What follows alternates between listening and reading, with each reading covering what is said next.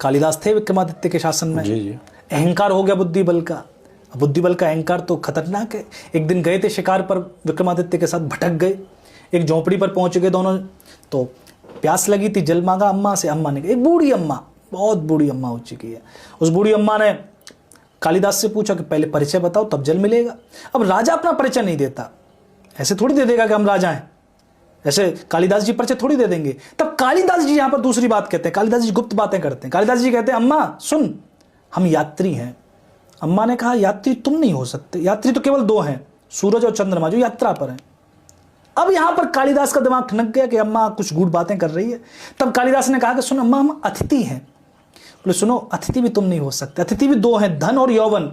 धन आता चला जाता, यौवन जवानी है, अतिथि की तरह चली जाएगी। कालिदास ने कहा कि अम्मा हम परदेसी हैं।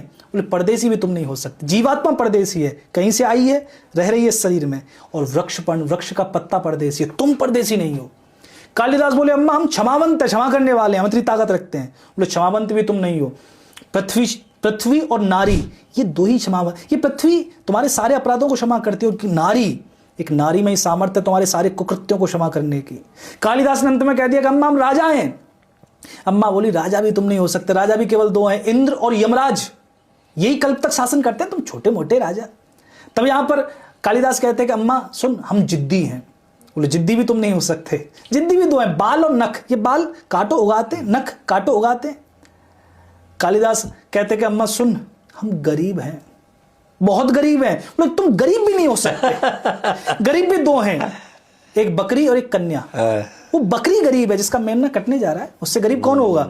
वो कन्या गरीब है जो अपने पिता के घर रह रही है, और एक दिन पता चलता है कि वो घर उसका नहीं है, उसके बराबर गरीब थोड़ी हो। तब यहां पर क्या कहते हैं, तब यहां पर कालिदास कहते हैं सुन अम्मा हम हार गए।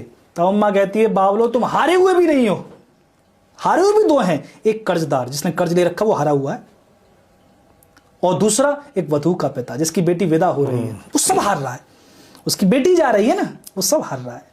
तब यहां पर चरणों में गिर गए, बोले अम्मा सुन, हम मूर्ख हैं।